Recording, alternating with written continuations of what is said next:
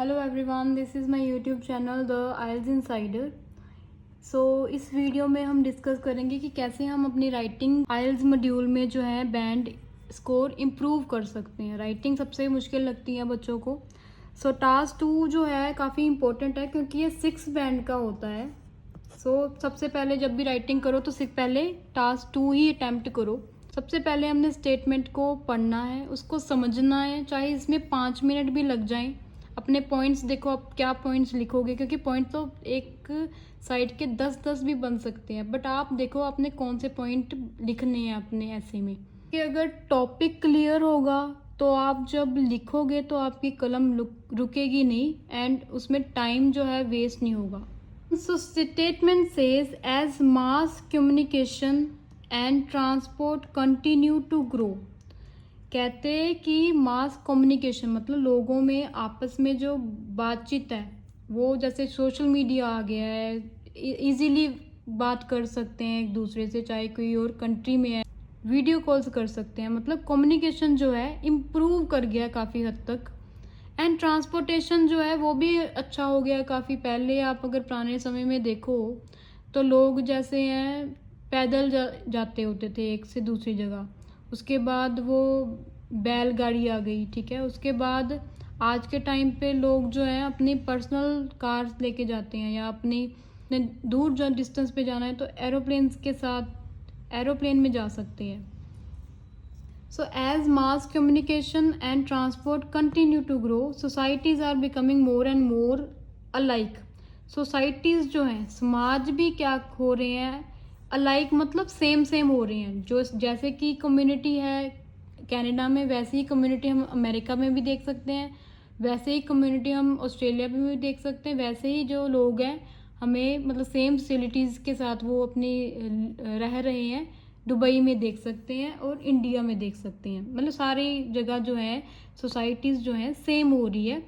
इससे क्या हो रहा है, leading to a phenomena known as globalisation. इसके साथ क्या हो रहा है, कहते हैं फिनोमिना की पैदाइश हो रही है जिसको कहते हैं हम ग्लोबलाइजेशन। ग्लोबलाइजेशन क्या है, एक ग्लोब मतलब जो धरती है वहाँ पे जो लोग रहते हैं वो एक दूसरे के साथ बात भी कर सकते हैं, कम्युनिकेट भी कर सकते हैं, व्यापार कर सकते हैं। आपने देखो पहले देखो एक कंट्री में बैठ के किसी ने पाकिस्तानी क्लोथ्स मंगाने हैं तो वो ऑनलाइन जस्ट पेमेंट करे, अपना ऑर्डर बुक करे तो उसको ड्रेसेस कोरियर होके मिल जाएंगे। मतलब ये चीज़ पहले नहीं थी, अगर बहुत टाइम पहले आप देखो तो। इसको कहते हैं ग्लोबलाइजेशन। एक देश दूसरे के साथ आराम से व्यापार कर रहा है।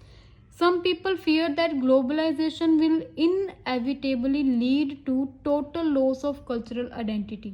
कुछ लोगों को ये डर है कि ग्लोबलाइजेशन के कारण ना, ये जैसे लोग एक दूसरे के साथ ट्रेड कर रहे हैं, कम्युनिकेट भी कर रहे हैं, इजीली ट्रांसपोर्टेशन हो रही है, इसके कारण कहते हैं जो हमारी कल्चरल की आइडेंटिटी है वो कहते ख़त्म हो जाएगी। Question is to what extent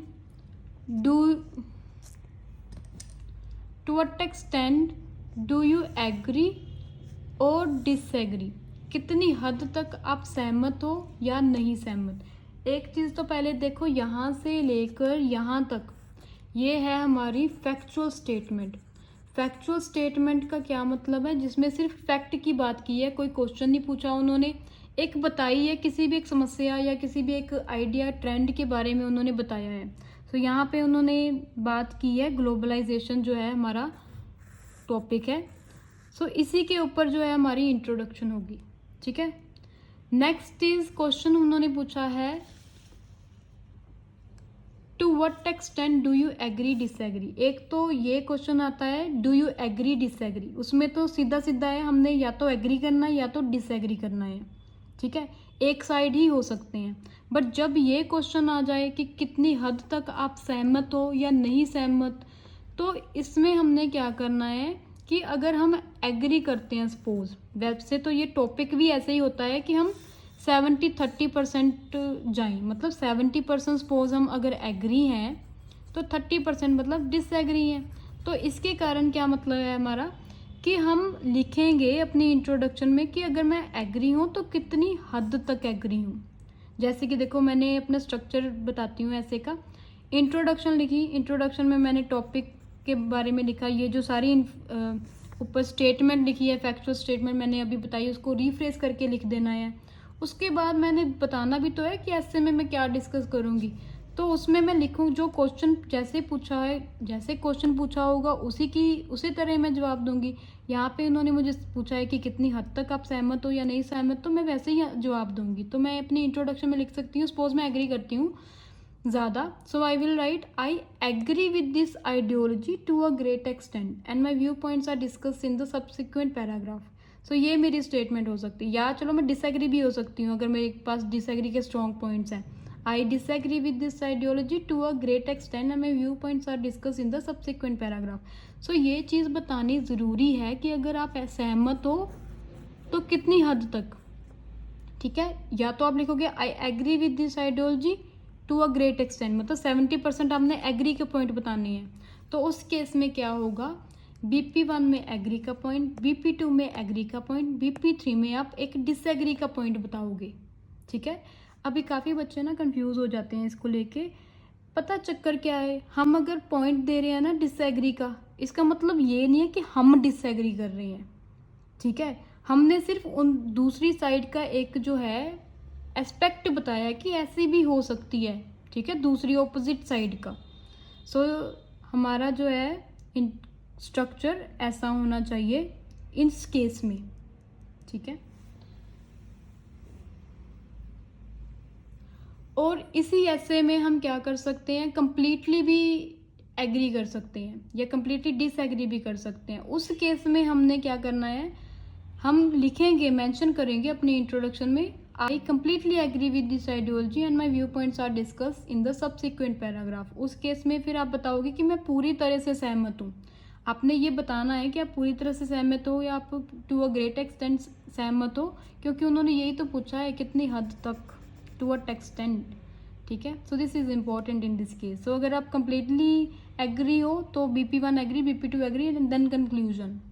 तो the synonyms that you can use in your essay are, phenomena को हम कह सकते हैं डेवलपमेंट, ग्रोथ, ट्रेंड। ये वर्ड्स अलग हैं, मीनिंग सबका सेम ही है। Societies, communities, the general public. Cultural identity को हम कह सकते हैं कल्चरल पर्सनैलिटी या social identity, cultural distinctiveness, ethnic identity, ठीक है। एक उसके बंदे की, समाज की पर्सनैलिटी क्या है, उसके सभ्याचार की क्या डिस्टिंक्टिवनेस है।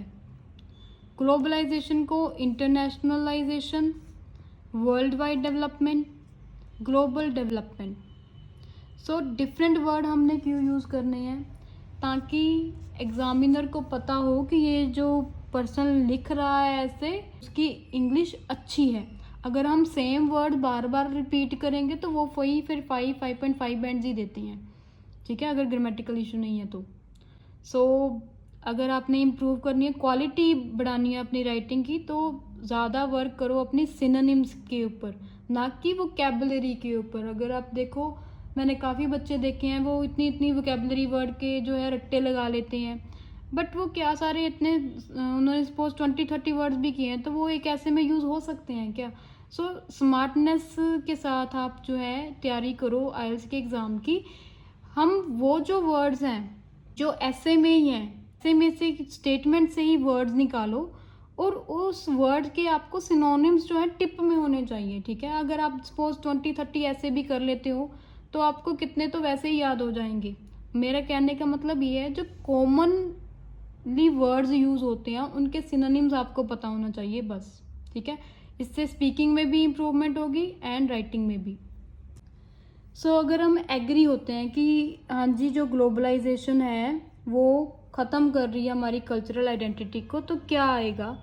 पहला पॉइंट है कि लैंग्वेज डिक्लाइन। लैंग्वेज डिक्लाइन कैसे हो जाएगी, spread of dominant language such as English. जैसे इंग्लिश क्या है, एक इंटरनेशनल लैंग्वेज है, सो काफ़ी लोग अगर इंग्लिश ही बोलेंगे तो जो उनकी कल्चरल लैंग्वेज है, जैसे सपोज पंजाबी है, कोई हिंदी लैंग्वेज है, मलयालम है, कोई पर्टिकुलर चाइनीज़ लैंग्वेज है, जापानीज़ लैंग्वेज है, वो तो ख़त्म हो जाएंगी एक टाइम में, फ्यूचर में, क्योंकि अडेप्ट कर रहे हैं ना हम इंग्लिश लैंग्वेज को। क्यों अडेप्ट कर रहे हैं, ग्लोबलाइजेशन के कारण। ठीक है। Example, studies reveal the major reason behind language extinction is due to the influence of global media and communication. क्योंकि आजकल पॉसिबल है, उन्होंने कहा था कम्युनिकेशन की जो है डेवलपमेंट हो रही है। मतलब जैसे मैंने अमेरिका में कोई न्यूज़ है, ट्रंप ने क्या किया उसके रिलेटेड जो भी, तो वो मैं आज इंग्लिश में रीड कर सकती हूँ। ठीक है, मेरी कंट्री में जो हो रहा है वो बाहर वाले फॉरेन पीपल भी देख सकते हैं। ये है कम्युनिकेशन। ठीक है, ग्लोबल मीडिया। इसके कारण कहते क्या हो रहा है कि लैंग्वेज इंग्लिश जो है डोमिनेट कर रही है। ठीक है, आप इंटरटेनमेंट इंडस्ट्री को देख लो। ठीक है, जो सीरीज़ है एक अमेरिकन बंदे ने बनाई है, तो वो अमेरिका में सिर्फ फेमस नहीं है, पूरे वर्ल्ड में फेमस हो रही है। वाई? बिकॉज इंग्लिश जो है वो इंटरनेशनल लैंग्वेज है, तो वो लोग इंग्लिश लैंग्वेज को प्रेफर करेंगे। इंग्लिश लैंग्वेज के थ्रू एंटरटेनमेंट जो उन्हें मिल रहा है वो उसको प्रेफर करेंगे। सो इससे क्या हो रहा है, धीरे धीरे हो रहा है, बट हो रहा है कि जो हमारी अपनी कल्चरल लैंग्वेज है, ट्रेडिशनल जो लैंग्वेज है, वो जो है गायब हो रही है धीरे धीरे। So first is language decline. Next is erosion of traditions. So traditions जो है वो भी जो है धीरे धीरे इरोड हो रहे हैं, मतलब ख़त्म हो रहे हैं।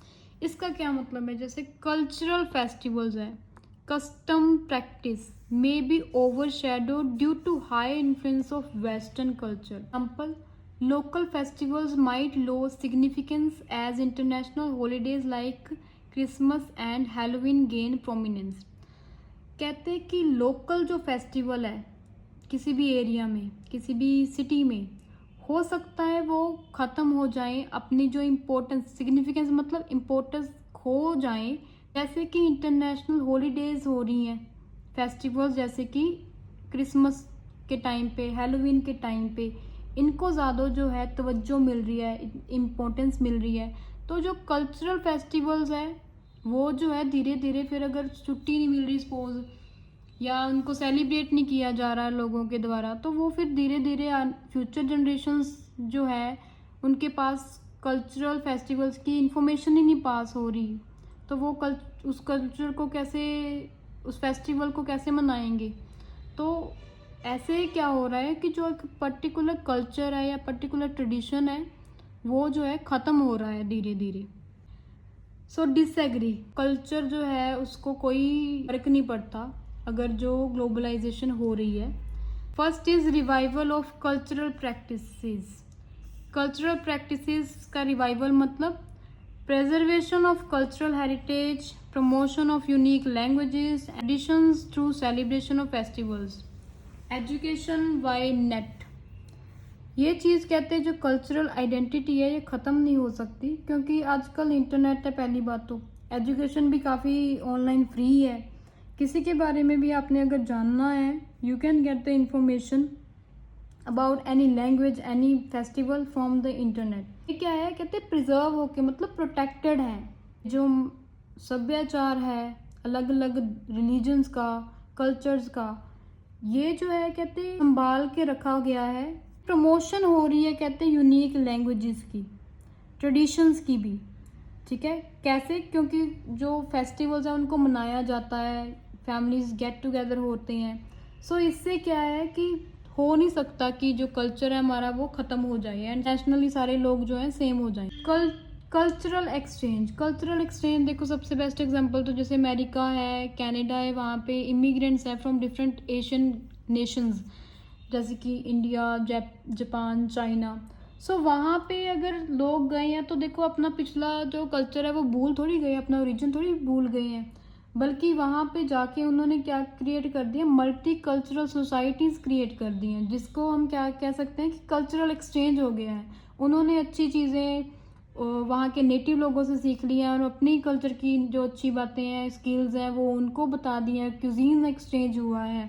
सो इसको कह सकते हैं enrich cultural practices. Example, popularity of fusion cuisines, होता है वैरायटी ऑफ फूड एक पर्टिकुलर सोसाइटी की है ना, समाज की। सो कहते हैं फ्यूजन हुई है उसमें, blend of ingredients, cooking techniques का ब्लेंड हुआ है, आर मेजर प्रूफ, ये कहते हैं सबसे बड़े प्रूफ हैं। सो ऐसा हो नहीं सकता कि जो कल्चरल आइडेंटिटी है वो फेड हो जाए अगर ग्लोबलाइजेशन हो रही है।